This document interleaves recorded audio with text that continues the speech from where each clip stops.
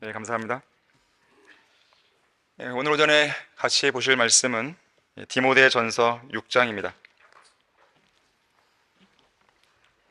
디모데전서 6장 11절에서 16절까지 말씀을 보도록 하겠습니다.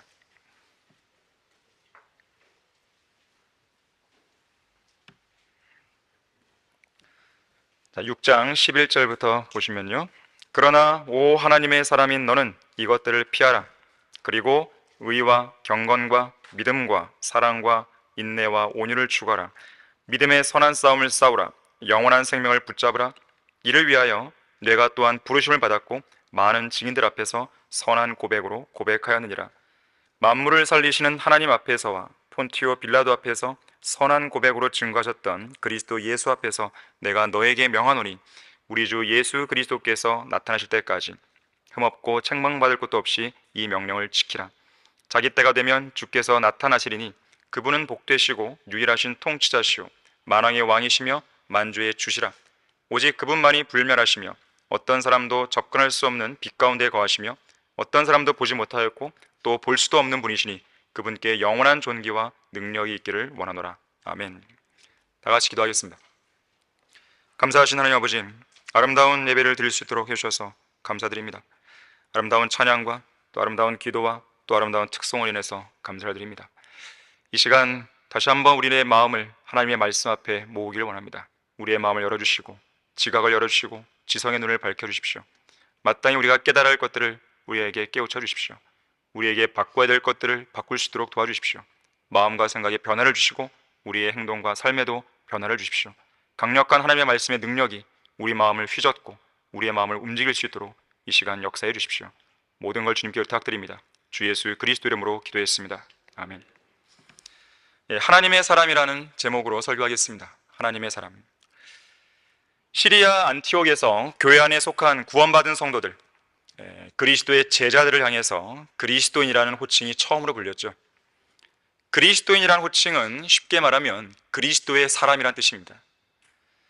그리스도의 사람이란 그리스도 외에는 아무것도 아닌 사람을 가리켜 말하는 것이에요.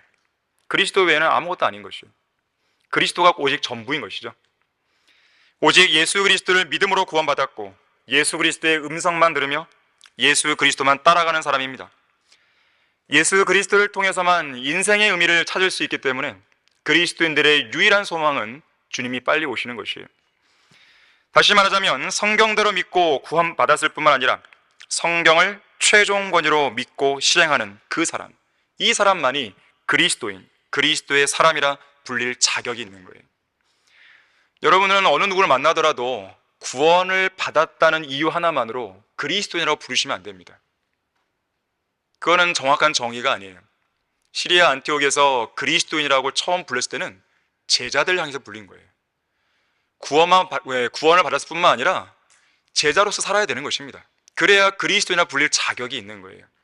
그렇지 않은데도, 그러한 증거들이 없는데도 무조건 그리스도인이라고 불러주면 그것은 성경대로 믿는 그리스도인의 양심에 반하는 행동이에요. 자, 그리스도인이 그리스도 외에는 아무것도 아닌 사람이듯이 하나님의 사람 역시나 하나님 외에는 아무것도 아닌 사람이에요. 자, 그래서 날마다 자기 자신이 죽은 것으로 여기는 삶을 살게 되고 오직 영원히 살아계신 하나님만 드러내고 하나님만 높이는 생애를 살게 됩니다. 하나님의 사람은 하나님의 본성에 동참한 사람입니다. 예수 그리스도의 이름을 부르는 사람이고 죄악으로부터 성별된 사람이고 젊음의 정욕을 피하고 순수한 마음으로 주를 부르며 의와 믿음과 사랑과 화평을 추구하는 그러한 삶을 사는 사람이 바로 하나님의 사람이에요. 특히 하나님의 사람은 하나님의 말씀을 믿음과 실행의 최종 권위로 여기는 사람입니다. 하나님의 사람에게는 절대적인 기준이 되는 그 성경이 손에 쥐어져 있어요. 성경이 주어졌다는 것은 그 말씀을 보존해야 할 책임이 그 사람에게, 하나님의 사람에게 맡겨졌다는 뜻입니다. 하나님의 사람은 단순히 말씀을 보관하는 사람이 아닙니다. 그저 인간이 쓴 수많은 책들과 함께 서재나 책상 위에 고스란히 보관해 두었다가 주일날 교회에 올 때만 꺼내드는 그런 사람이 아닙니다. 하나님의 사람은 언제든지 항상 하나님의 말씀을 지키고 보존하는 사람으로서 하나님께서 영감으로 기록하시고 섭리로 보존하신 말씀들 중에서 어느 것 하나도 소홀하지 않는 거예요. 한 말씀 한 말씀 신중하게 짚어가면서 진지하게 묵상하고 철저하게 실행으로 옮기는 사람입니다. 우리 다 같이 디모데 후서 3장 16절 17절 한번 찾아보겠습니다. 자, 디모데 후서 3장 16절 17절입니다. 성경에서 특히 신약에서요, 하나님의 사람이라는 이 표현이 딱 2번 나오는데 오늘 설교 본문하고 바로 여기서 나오는 거예요. 디모데 후서 3장 16절 17절입니다. 모든 성경은 하나님의 영감으로 주어진 것으로 교리와 책망과 바로잡음과 의로 훈육하기에 유익하니 이는 하나님의 사람이 온전하게 되며 모든 선한 일에 철저히 구비되게 하려 함이니라. 자, 하나님의 사람을 위해서 하나님의 말씀이 영감으로 주어진 거예요. 그래서 하나님의 사람은 이 말씀을 통해서만 온전하게 될 수 있고 또 모든 선한 일에 철저하게 구비될 수 있습니다. 이 서신을 쓰고 있는 바울이 그랬어요. 바울은 그 누구보다도 하나님의 말씀을 통해 철저하게 구비된 하나님의 사람이었습니다. 특히 그의 영적인 아들 디모데, 지금 바울은 디모데에게 이 서신을 쓰잖아요. 디모데는 신약 성경에서 유일하게 하나님의 사람이라는 이 타이틀이 붙여진 유일한 인물입니다. 물론 많은 성도들이 하나님의 사람이었죠. 바울도 하나님의 사람이죠. 근데 디모데에게만 유독 이 표현이 붙어 있는 거예요. 오늘 본문에서 그런 것이죠. 왜 그럴 것일까요? 디모데후서 3장 16절 17절 방금 읽은 이 부분에 답이 있어요. 디모데는 어떤 사람이었습니까? 어렸을 때부터 성경을 알았던 사람입니다. 또 성경을 누구한테 배운 겁니까? 뭐 할머니나 어머니로부터 배운 것도 있겠지만 자기의 영적인 아버지, 자기를 복음으로 구원한 바로 바울에게서 제대로 배운 것이죠. 하나님의 말씀을 제대로 안 사람은 하나님의 사람이라 불릴 자격이 있는 거예요. 하나님의 말씀이 그 손에 있을 뿐만 아니라 그 말씀을 읽고 묵상하고 또 제대로 공부해서 제대로 하나님을 안 사람, 말씀을 제대로 안 사람, 그러한 성경을 지식이 있는 사람, 바로 그러한 사람이 하나님의 사람이라 불릴 자격이 있어요. 하나님의 사람만이 하나님의 사람을 낳을 수 있습니다. 하나님의 사람 바울이 하나님의 사람 디모데를 낳은 것입니다. 바울은 디모데를 무척 사랑했습니다. 나의 사랑하는 아들이라 불렀어요. 주님 안에서 신실한 하나님의 사람이었기 때문에 그래요. 디모데는 바울이 복음으로 낳은 영적인 아들이었고 영적인 아버지 바울과 함께 복음 안에서 신실하게 섬겼습니다. 디모데가 하나님의 사람으로서 보여준 증거는 매우 분명했어요. 성경에 나옵니다. 빌립보서 2장 22절 보니까 너희는 디모데의 증거를 아노니 그랬어요. 디모데의 증거를 아노니 마치 아들이 아버지와 함께 섬긴 것처럼 그가 복음 안에서 나와 함께 섬겼느니라. 디모데는 바울이 가르쳐준 대로 사역했고 권면했고 또 바울처럼 주님의 일에 열심히 수고했습니다. 심지어 그리스도 예수의 일을 위해서라면 자신과 관련된 모든 일을 기꺼이 내려놓을 줄 아는 사람이었어요. 다른 성도들의 형편도 진심으로 염려하는 성도였습니다.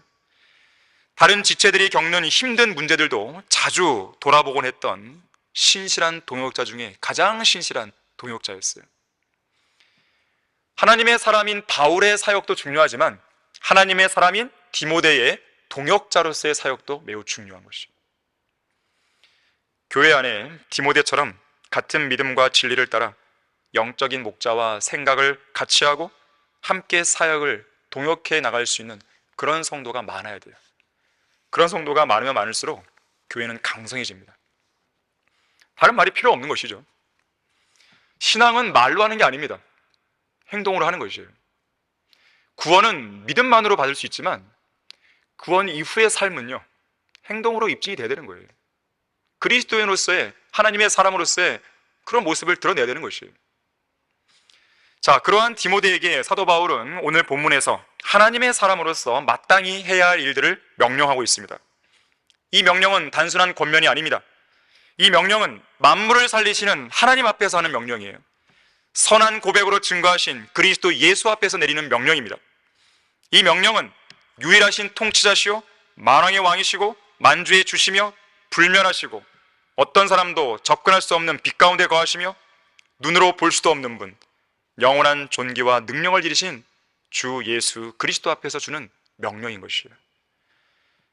이제 곧 저 공중과 또 이곳 지상에 나타나실 분이시며 우리 모두 반드시 그 앞에 서서 우리 몸으로 행한 모든 일들에 대해 평가를 받게 될 바로 그분, 모든 피조물이 두려움으로 섬기고 사랑과 감사로 모든 찬양과 영광과 존귀를 영원토록 돌려야 할 전능하신 하나님 앞에서 내리는 명령인 것입니다.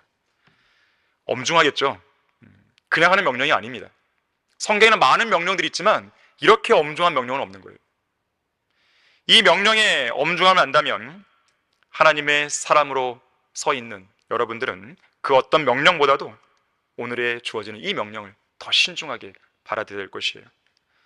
자, 하나님의 사람에게 주시는 명령들은 무엇입니까? 첫 번째로 하나님의 사람인 너는 이것들을 피하라고 오늘 본문에서 말씀하고 있습니다. 피하라고 그랬어요. 먼저 피해야 돼요. 그 다음에는 추구하라 그랬는데 추구하기 전에 먼저 피해야 됩니다. 뭘 피하라는 겁니까? 이것들 그랬어요. 이것들이 무엇입니까? 바로 앞선 문맥에 이것들에 대한 구체적인 내용이 쭉 언급되고 있습니다. 우선 3절 보니까요, 건전한 말씀, 예수 그리스도의 말씀과 경건에 따른 교리에 일치하지 않는 모든 가르침을 피하라는 거예요. 성경 말씀과 다르게 가르치는 교회들과 목사들과 성경 교사들 만났습니까? 피하세요. 그들과 굳이 한 자리에 앉아서 이야기할 거 없어요. 교회 현판을 달고 첨탑 꼭대기에 십자가를 달았다고 해서 하나님께서 인정하시고 승인하신 교회가 되는 게 아니에요. 십자가만 달면 다 교회가 되는 게 아닙니다. 구원받은 사실은 죽어봐야 알 수 있는 일이라고 성경과 다르게 가르치는 목사들을 만나면 피하세요. 교회는 대환란을 통과해야 된다고 가르치는 성경 교사들과는 어떤 말도 섞을 게 없습니다. 창세전에 하늘나라 갈 사람과 지옥 갈 사람이 예정되어 있다고 가르친다든지, 끝까지 견뎌야 구원받을 수 있다든지, 구원을 잃어버릴 수 있다든지, 믿음만으로는 구원받지 못하며 반드시 그에 합당한 행위가 필요하다든지, 세례 또는 유아 세례를 받아야 구원받을 수 있다든지, 그런 식으로 가르치는 목사가 있다면 밥도 같이 먹어서는 안 됩니다. 시간 낭비예요. 사람이 보고 듣고 읽고 느끼고 만질 수 있는 책 형태의 성경, 우리 손에 들려있는 성경, 이 성경은 절대로 최종 권위가 될 수 없다고 말하는 그런 목사를 만났습니까? 그런 목사와는 어떤 길도 함께 갈 필요가 없습니다. 성경은 비유적 또는 영적으로 해석해야 한다고 가르치는 성경 교사를 만났습니까? 교회가 앞장서서 이 땅에 지상왕국을 세우고 나서야 예수님이 재림하신다라는 후천연주의 목사를 만났습니까? 크리스마스와 부활절을 지키지 않고 주기도문과 사도신경을 하지 않는 교회는 이단이라고 가르치는 그런 교사를 만났습니까? 교단에 가입되지 않는 교회는 이단이라고 말하는 그런 목사를 만났습니까? 방언과 신유를 강조하고 오중복음이니 삼중축복이니 삼박자 구원이니 하면서 그런 것들이 성령의 역사라고 가르치는 은사주의 목사를 만났습니까? 자, 그런 사람들과는 사귈 생각하지 마세요. 그런 사람들은 한두 번 훈계하고 권면한 후에 그래도 입장을 바꾸지 않으면 아예 거절해버리세요. 밥 존스 시니어 목사님은 이렇게 말했습니다. 옳은 길은 항상 올바른 목적지로 이끈다. 옳은 길은 누구와 함께 가더라도 타협이 아니지만 그릇된 길은 누구와 함께 가도 타협이며 단 한 발자국을 가더라도 타협이 된다 그랬어요. 자, 우리는 절대로 타협 없습니다. 비성경적인 교리에 관한 한, 비성경적인 실행에 관한 한, 그러한 믿음에 관한 한 절대로 타협이 없어요. 하나를 타협하면 둘을 타협하게 됩니다. 둘을 타협하면 셋을 타협해야 돼요. 결국 그 교회는 폐교해 버리는 것이에요. 자, 뭘 피해야 됩니까? 4절 말씀에서 교만해서 성경적 지식에 관한 한 아무것도 아는 것이 없는 무지한 교황들, 히브리어 및 헬라어 학자들, 신학 박사들, 신학 교수들을 피해야 됩니다. 그들은 자기의 이름만 드러내는 사람들이에요. 원어를 운운하면서 자기의 학식을 드러냅니다. 원어를 강조하는 그런 학자들 치고 성경을 잘 아는 사람 없습니다. 잘 몰라요. 여러분은 유튜브에 올라와 있는 잡다한 설교들이나 강의들을 듣느라 시간을 낭비해서는 안 됩니다. 설교를 듣는다는 명목하에 이 사람 설교, 저 사람 설교를 듣고 비교하느라 시간 낭비하지 마세요. 그럴 시간이 있다면 성경 한 장을 더 읽으시고 진리의 서적들을 더 열심히 읽고 공부하십시오. 유튜브에 올라온 동영상들 중에는요, 들을 만한 가치가 있는 영상들이 거의 없습니다. 그저 어떤 영적 양식도 주지 못하고 어떤 도전도, 뜨거운 마음도, 열정도 주지 못하는 설교들과 강의들만이 육신적인 사람들의 시선과 주의를 끌고 있는 것이죠. 우리가 인터넷 방송 사역을 하려는 이유가 바로 여기에 있습니다. 여러분들은 이 명칭을 정확히 하셔야 돼요. 우리는 유튜브 사역이 아니에요. 그런 사역은 없습니다. 방송 사역이에요. 인터넷 방송 사역입니다. 라디오 방송 사역이든 인터넷 방송 사역이든 방송 사역인 것이에요. 우리가 왜 인터넷 방송 사역을 하려고 하냐면 성도들로 하여금 쓸데없는 동영상들에 눈과 귀를 빼앗기지 않게 하라는 것이에요. 성경적인 복음과 참된 진리의식을 전파하는 이 방송 사역을 통해서 이 땅의 모든 어리석은 설교자들과 신학자들과 성경자들의 입을 다물게 하기 위해서입니다. 쓸데없는 말 하지 말라는 거예요. 더 이상 쓸데없는 말로 사람들로 하여금 시간 낭비하게 하지 말라는 거예요. 이 나라에 가짜 교회들이 많고 비성경적인 교리들이 만연하는 주된 이유가 무엇입니까? 교단 교세 확장을 위해서 난립한 거짓 목사들 때문에 그래요. 그들의 목적은 교단 교세를 확장시키는 거예요. 자기들의 배를 하나님으로 섬기는 사꾼 목사들 때문에 그런 것입니다. 구원받지도 않고 바른 성경도 없고 성경적으로 설교할 수도 없고 가르칠 수도 없는, 하나님께서 부르시지도 않은 그런 무자격자들이 강단을 차지하고 서서 수많은 교인들에게 가짜 교리들을, 거짓 교리들을 퍼뜨리고 있는 거예요. 순식간에. 자, 그런 자들과는 단 한 시간도 함께 있으면 안 됩니다. 그런 자들의 설교나 강의, 그리고 그들의 입에서 나오는 말들에 단 한 시간도 귀를 내어주지 마세요. 가끔가다 그렇게 질문하는 사람들이 있어요. 이런 사람들의, 어떤 사람의 설교를 동영상에 유튜브에서 들어보니까 이렇다고 하는데 이런 사람도 어떻습니까? 저는 그런 사람들 생각하면 항상 할 일 없다고 생각하는 거예요. 그렇게 할 일 없을까요? 여러분이 설교를 듣는 것, 주일 설교로 충분한 거죠. 나머지 시간에 또 다른 지옥의 설교를 막 듣느라 또 시간을 써요? 그럴 필요가 있을까요? 저는 그럴 필요는 없다고 생각합니다. 제가 알고 있는 어떤 몇몇 사람들은요, 우리 교회 설교를 듣는 것도 모자라서 다른 12개의 지역교회 설교를 다 들어요. 그렇게 시간이 많을까요? 차라리 그 시간에 성경을 읽으세요. 성경을 읽으세요. 정말 중요한 설교가 있고 중요한 강의가 있다면 들어야겠죠. 누가 그걸 뭐라는 것이 아니죠. 그런데 다른 지역교회 설교를 다 들을 만큼 그렇게 한가한지 모르겠어요. 차라리 저는 그 시간에 성경을 더 많이 읽고, 그리고 우리 진리의 서적들을 더 많이 읽겠어요. 그게 더 효과적이죠.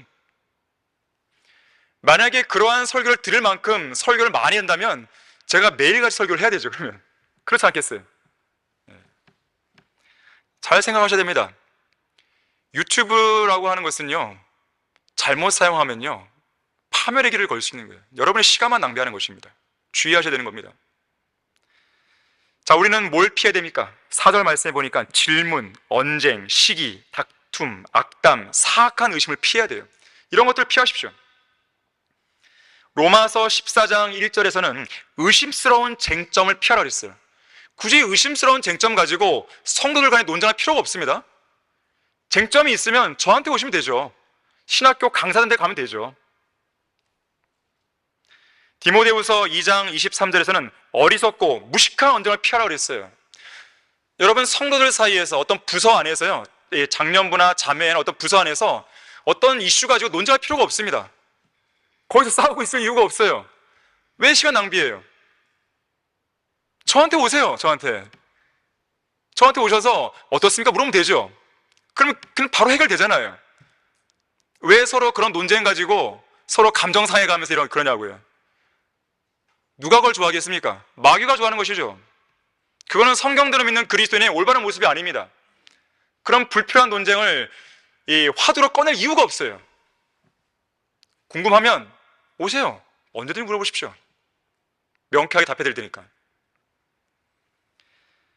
왜 그런 논쟁이 일어나는지 아십니까? 자존심이에요. 교만입니다.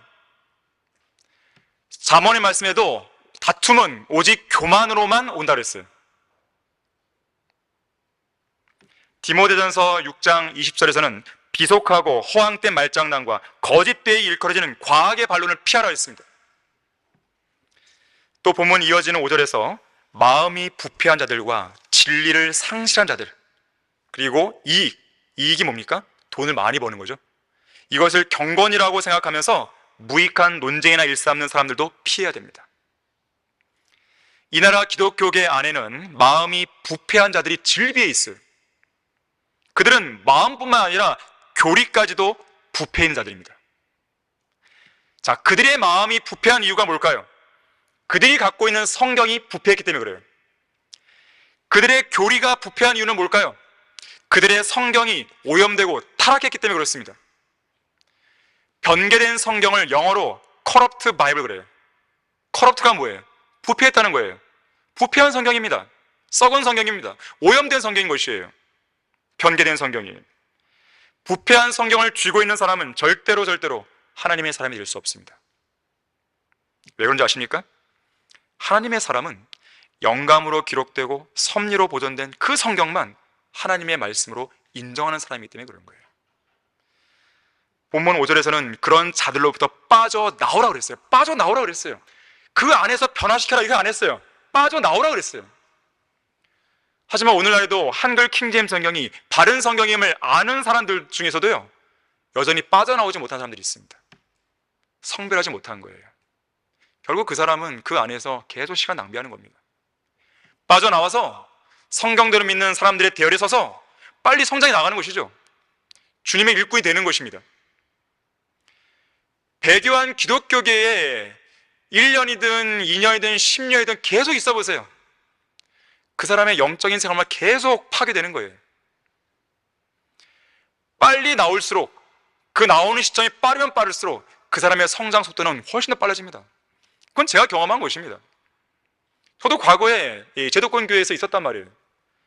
거기에서 신앙생활 그 횟수하고요, 이 교회에서 딱 한 달만 지낸 그 횟수하고 비교해보면요, 게임이 안 돼요.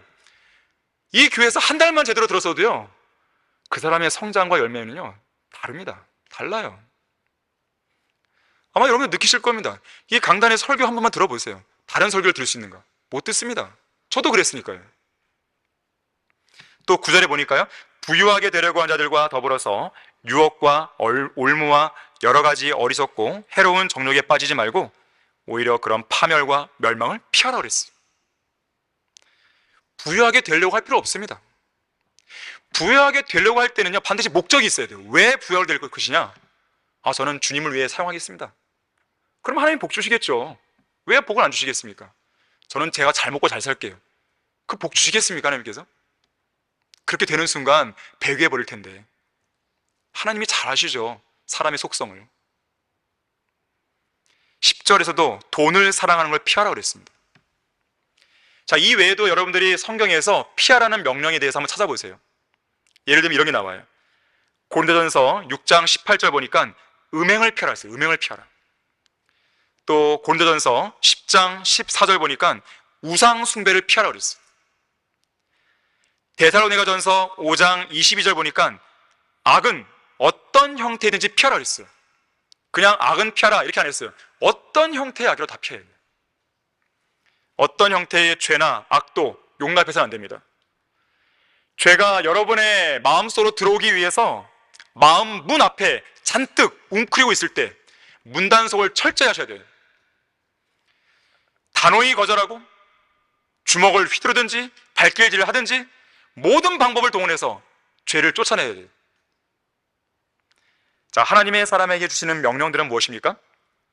자, 우리가 피할 걸 피했습니다. 두 번째로는 의와 경건과 믿음과 사랑과 인내와 온유, 이 6가지를 추구하라고 말하는 거죠.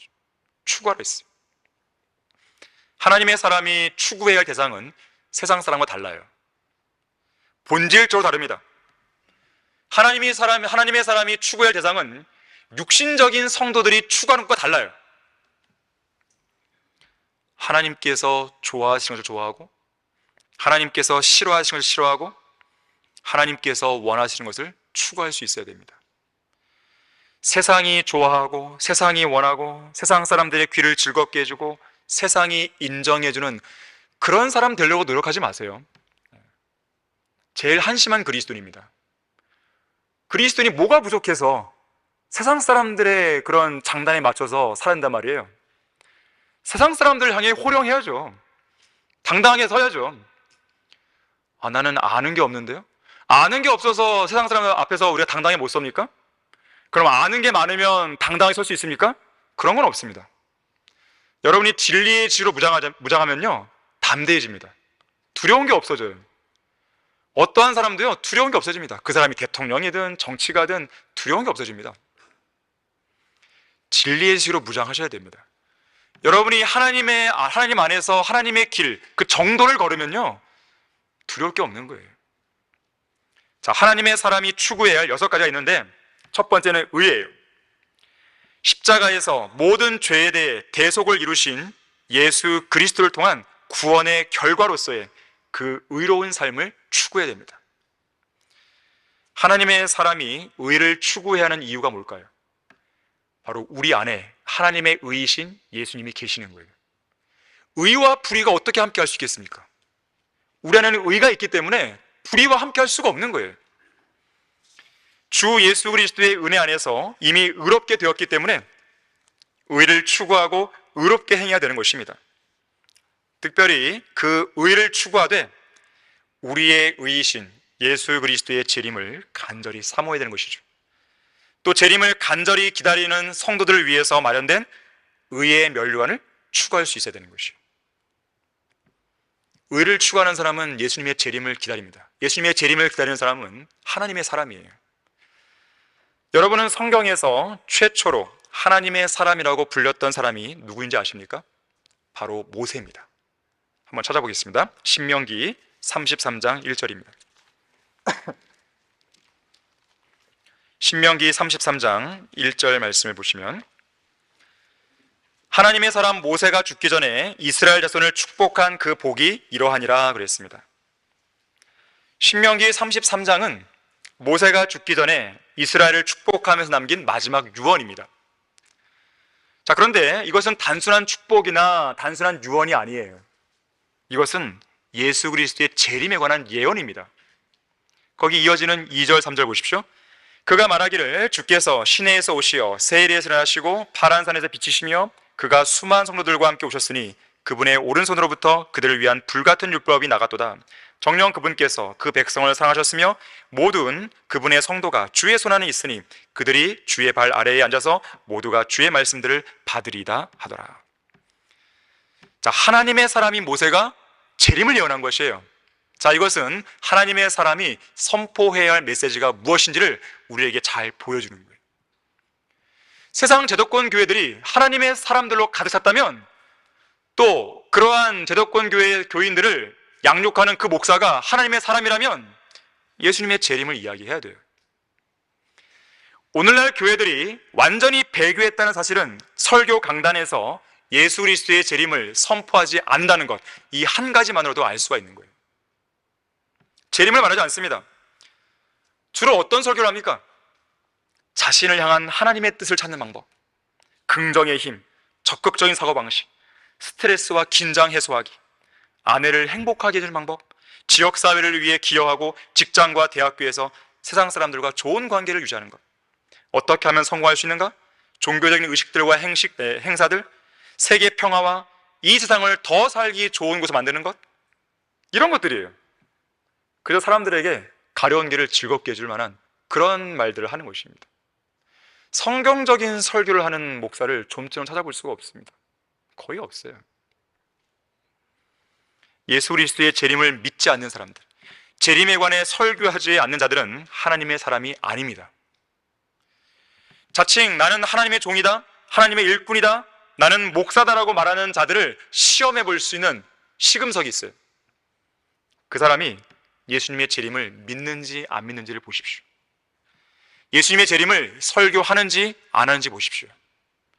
잠깐 지나가면서 하는 설교 말고요, 예수님의 재림 잠깐 언급하는 그런 거 말고 재림에 관한 설교를 하고 있냐 이거예요. 설교 시간에 재림에 관한 내용을 10분, 20분 이상 하고 있냐 이거예요. 그리고 평소에도 강조하고 있냐 이거죠. 그 사람이 정말로 재림을 기다리고 있는지 아닌지 그걸 보면 됩니다. 재림을 기다리는 사역자에 걸맞게 사역을 하고 있는지 아닌지 이걸 보면 알 수 있습니다. 그 교회의 목표를 보면 알아요. 그 교회가 가지고 있는 연간 목표를 보면 압니다. 그러면 그 교회가 정말로 하나님의 사람들로 같이 샀는지, 예수님의 재림을 기다리는 교회인지 단번에 알게 돼요. 자, 두 번째로 추구할 것은 경건입니다. 경건을 추구하라는 말은 경건의 모양으로 자신을 포장하라는 말이 아니에요. 자신을 치장하는 말이 아닙니다. 그럴듯하게 꾸미라는 말이 아니에요.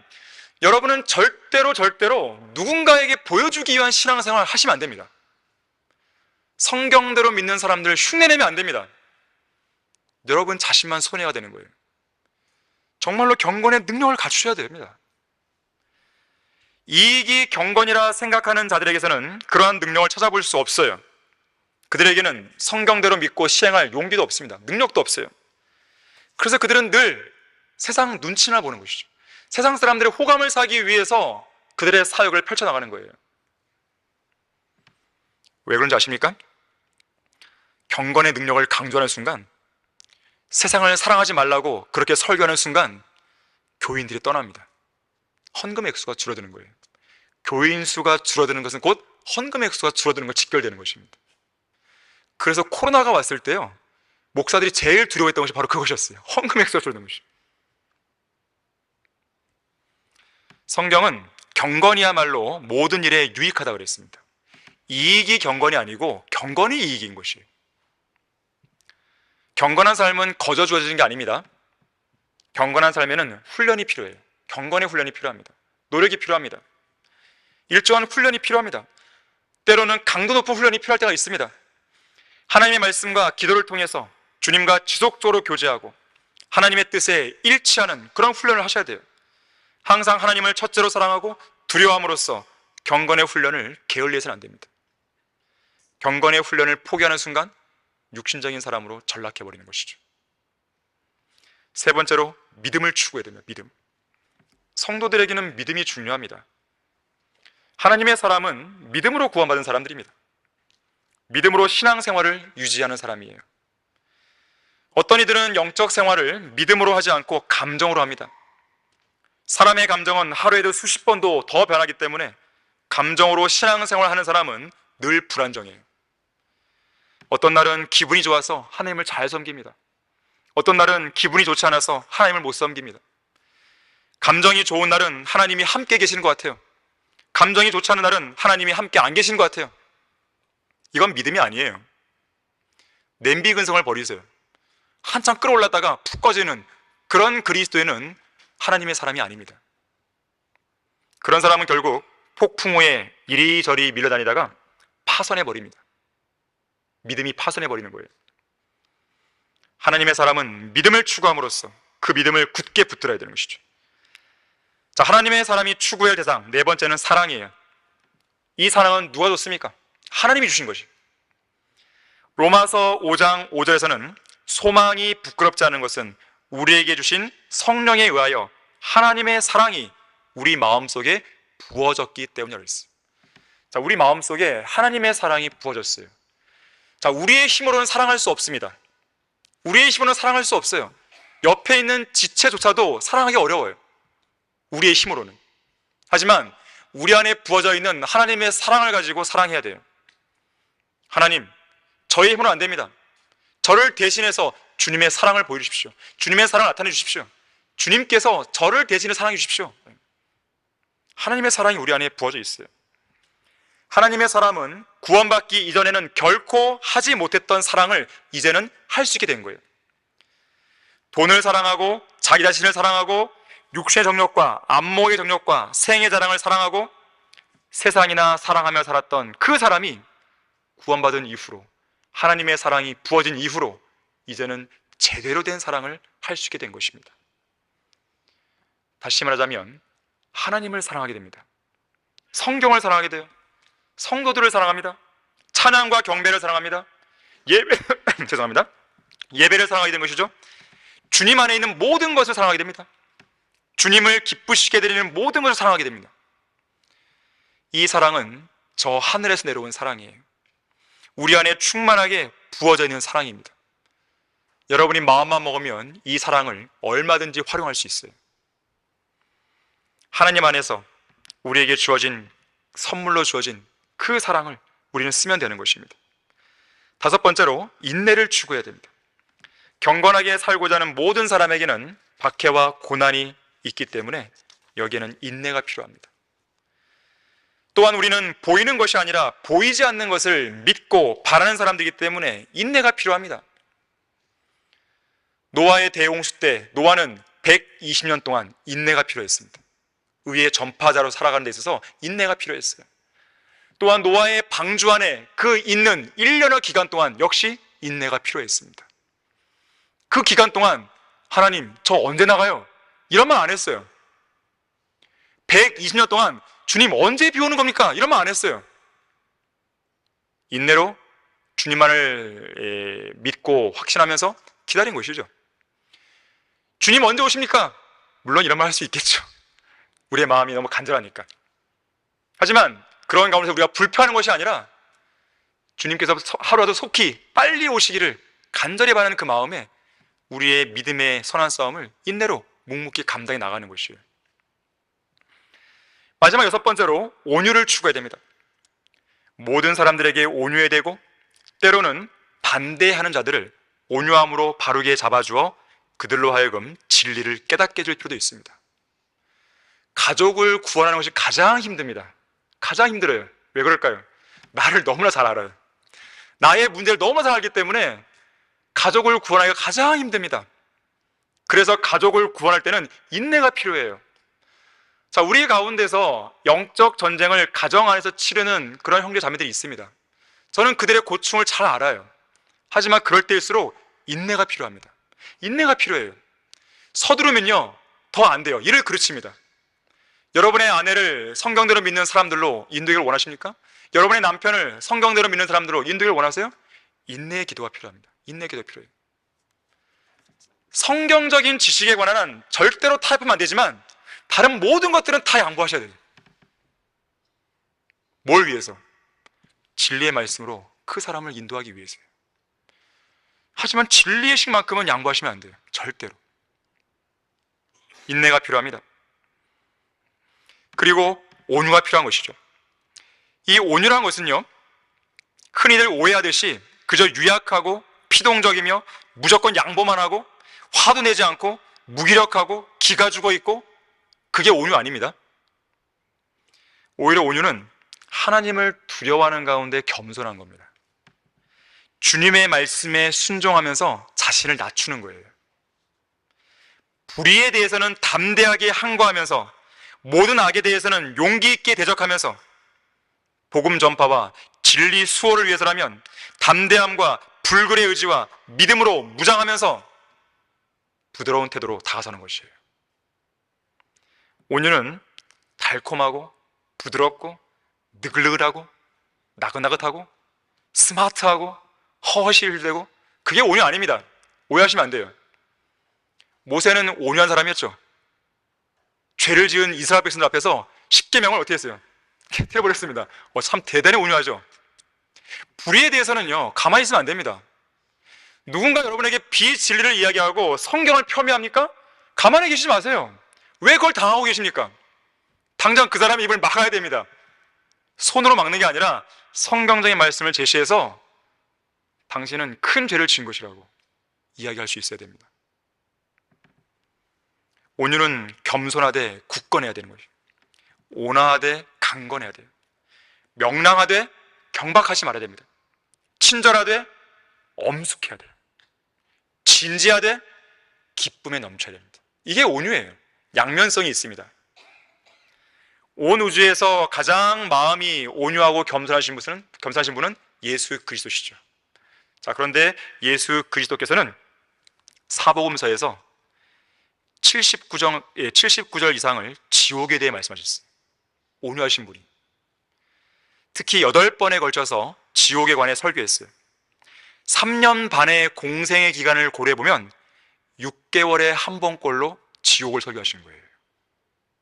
온유하신 분이 그렇습니다. 하나님의 사람에게 주시는 명령들은 무엇입니까? 마지막 세 번째로 믿음의 선한 싸움을 싸우고 영원한 생명을 붙잡으라는 명령이에요. 자, 믿음의 선한 싸움을 싸우라는 명령은 하나님의 사람은 그리스도의 군사가 되어야 하는 것을 보여줍니다. 전쟁을 위한 모의 훈련을 장난처럼 훈련하는 군인들이 있습니다. 전쟁은 목숨을 거는 일이에요. 그걸 안다면 전쟁을 위한 모의 훈련도 실전처럼 해야 돼요. 그래야 실전에서 낭패를 보지 않을 수 있습니다. 그래야 실전에서 포로나 패배자가 되지 않을 수 있어요. 눈에 보이는 전쟁보다 더 치열한 영적 전쟁은 더 말할 것도 없죠. 우리가 킹제임스 성경 신학교에서 가르치는 교육 과정은 실전과 같은 훈련 과정입니다. 이 나라 배교한 기독교계와 맞서 싸울 수 있는 성경적 믿음과 뛰어난 성경적 지식과 실력을 갖춘 설교자와 성경교사를 가르치고 양성하는 훈련장이에요. 우리 신학교에서 길러내고자 하는 군인은 그저 그런 평범한 군인이 아닙니다. 그린베레나 공수부대, 해병대 같은 특수부대 군인들이에요. 일당 100, 일당 1000을 할 수 있는 그런 군인들을 양성하는 것입니다. 매 학기 12과목씩 3년 6학기 동안 총 72과목을 교육하면서 성경 66권 전체에 대한 지식을 고루 갖추게 하는 것이죠. 훈련에 게으르고 목표의식이 낮고 잠자기를 좋아하고 나약해 빠진 군사는 우리 신학교 교육과정에 참여할 수 없습니다. 매 강의 시간 학생들의 그 수준이 낮다고 해서 그 수준으로 낮추어 가르치는 것이 아니라 마땅히 갖추어야 할 수준으로 올라올 수 있도록 우리 교수진은 학생들을 매우 강도 높게 계속 몰아붙이는 것이죠. 이 강도 높은 훈련을 통과한 학생은 그야말로 훌륭한 그리스도의 군사로 빚어져 나오는 것입니다. 하나님의 사람은 믿음의 선한 싸움을 위하여 하나님께서 소집하신 군인이에요. 군인은 싸우는 사람이에요. 싸워야 정상이에요. 안 싸우면 그건 군인이 아니에요. 옛날 군인들은 전장에서 싸우다가 죽는 걸 가장 큰 영예로 생각했어요. 우리도 마찬가지예요. 우리는 믿음의 선한 싸움을 싸우다 죽어야 돼요. 싸우다가 주님의 부르심을 받아야 되는 것입니다. 그래서 옛날 군인들은 전시가 아닌 평화로운 시기에 죽는 걸 불명예로 생각했어요. 차라리 전장에 참여해서 싸우다 죽겠다 하는 것이죠. 구원받은 그리스도인도 마찬가지예요. 사도 바울도 마지막 죽음의 문턱에서 뭐라고 그랬습니까? 내가 선한 싸움을 싸우고 달려갈 길을 마치고 믿음을 지켰다 그랬어요. 그 세 가지 중에서 하나가 선한 싸움을 싸우다가 지금 죽는 거예요. 믿음의 전장을 누비며 용감하게 싸우다가 영예로운 최후를 맞는 것이죠. 옛날 찬송시에 이런 가사가 있습니다. 나는 십자가의 군사인가? 어린 양을 따르고 있는가? 주님의 뜻을 따르기를 겁낼 것인가? 주님의 이름을 말하는 것을 부끄러워하랴? 다른 이들은 상을 타기 위해 싸우고 피로 물든 바다를 항해하고 있도다.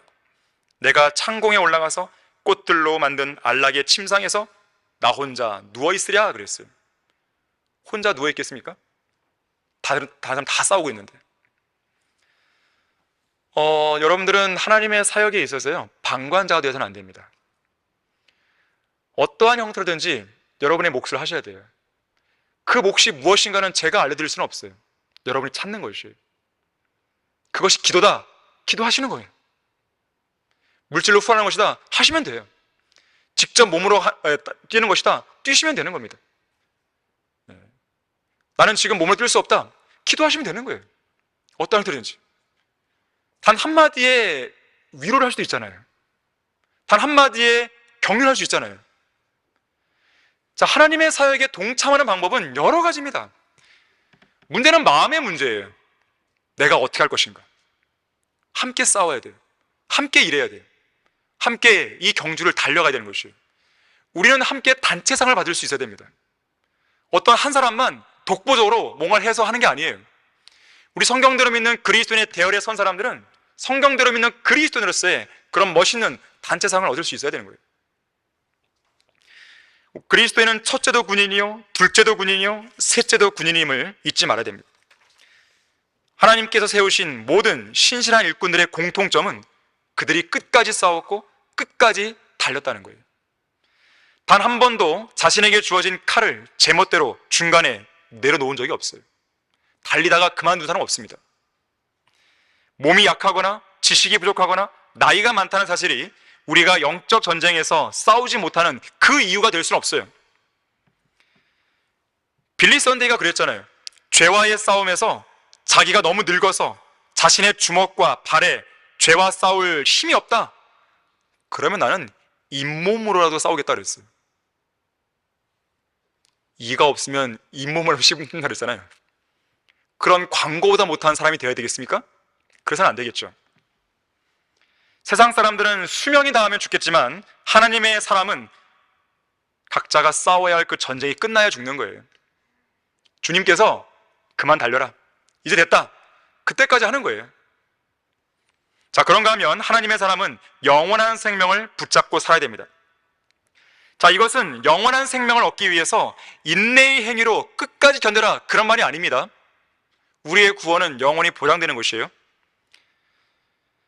이미 예수 그리스도의 구속을 통해서 우리는 영생을 가진 사람들이에요.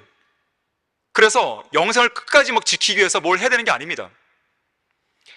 여기서 말하는 영생은 이 영생에 대한 즐거움을 충분히 누려라, 이와 연관된 표현이에요. 영원한 생명을 붙잡으라는 것은 바로 그런 명령입니다. 영생에 대한 즐거움을 충분히 누리라는 의미에서 주어지는 명령입니다. 자, 궁극적으로는 교회의 휴거 이후에 우리가 반드시 서게 될 그리스도의 심판석에서 온전한 상급과 유업을 받을 거 아니겠습니까? 아마 그때가 되면 여러분은 실감할 거예요. 이것이구나, 정말 나에게 주어진 영원한 생명이, 그러한 영원한 생명을 누리는 것이 바로 이런 거구나. 자, 그러한 기쁨과 그러한 즐거움을 바로 이 땅에서 누리고 있으라는 거예요. 그런 의미에서 영원한 생명을 붙잡고 있으라는 것입니다. 하지만 예수 그리스도를 믿은 이후로 각자 자기 몸으로 행한 것들에 따라 받게 될 상급과 보상의 정도는 사람마다 다를 거 아니겠습니까? 또 그로 인해 누리는 영원한 생명에 대한 즐거움도 다르겠죠. 영원한 상급과 유업과 보상을 많이 받은 사람과 적게 받은 사람과 아무것도 받지 못한 사람과 비교해 보세요. 즐거움이 똑같겠습니까? 다릅니다. 그래서 영원한 생명을 얻은 사람은 저 영원에서 그 영원한 생명에 대한 즐거움을 더 풍성하고 더 크게, 더 온전하게 누리기 위해서 바로 이 땅에서 영원한 생명을 붙잡으며 살아야 되는 거예요. 다시 말하자면 그날을 대비하며 살라는 것입니다. 하지만 영원한 생명을 얻었음에도 마치 영원한 생명을 얻지 않은 사람들처럼 그렇게 사는 성도들이 있습니다. 몸은 분명히 옛날 교회들과 거짓 교리와 세상적인 죄들로부터 성별했는데 여전히 머릿속 생각과 마음은 성별되지 않은 성도들이 있습니다. 몸은 지금 이 교회에 왔는데 마음과 생각으로는 하나님께 경배를 드리지 않는 성도들이 있는 것이죠. 몸은 기도하기 위해 앉아 있는데 여전히 그 생각은 하나님께로 향하지 않는 성도들이 있어요. 자신의 입으로는 그리스도의 심판성을 말하는데, 자신의 입으로는 예수 그리스도의 재림을 기다린다고 말을 하는데 그의 마음속 생각은 이미 떠나 있는 것이죠. 이런 성도들은 영혼을 온전히 붙잡고 사는 성도들이 아닙니다. 자, 우리는 인생에서 두 번의 인생 대역전을 경험한 사람이에요. 한 번은 뭡니까? 구원받았을 때예요. 또 한 번은 뭡니까? 성경대로 믿는 그리스도인이 되었을 때입니다. 자, 그렇다면 자신에게 그렇게 역사적인 사건이 일어났다면 마치 그것이 일어나지 않은 것처럼 그렇게 살아서는 안 되겠죠. 마치 출애굽은 했는데 분명 그들은 홍해를 건너므로써 이집트와 완전히 단절했는데 여전히 그들의 생각 속에는 이집트의 고깃국을 찾고 이집트 안에 있는 세상의 모든 것을 찾았던 이스라엘 백성들, 그런 사람들처럼 살아서는 안 되는 것이죠. 언젠가 그 탈북자들을 돌보는 그런 사람들의 가장 큰 고충에 대해서 들은 적이 있어요.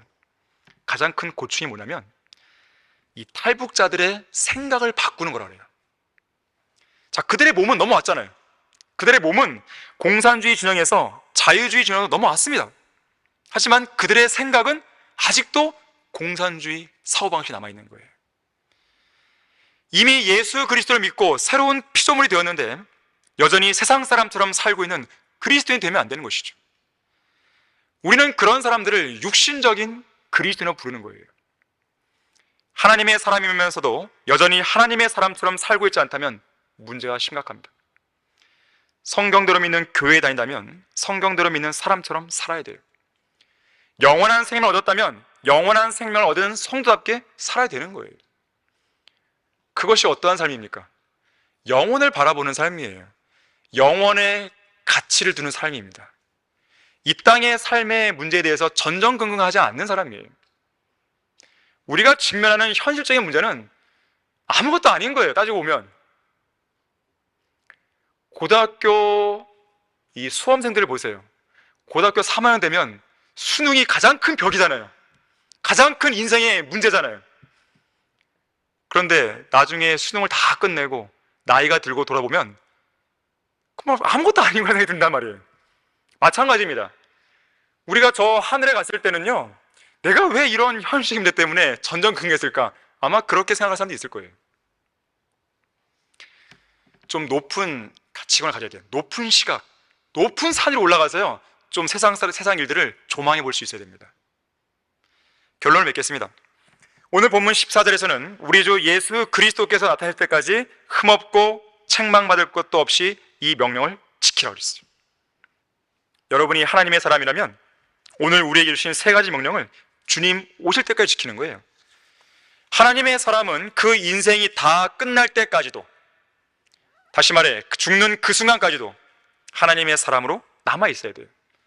그렇게 하려면 오늘 주어진 세 가지 명령을 온전히 지켜야 됩니다. 오늘날처럼 더 어둡고 더 부패했고 더 위선적이었고 더 썩었던 시대는 없어요. 하지만 빛이라고 하는 것은 가장 어두울 때 더 빛이 납니다.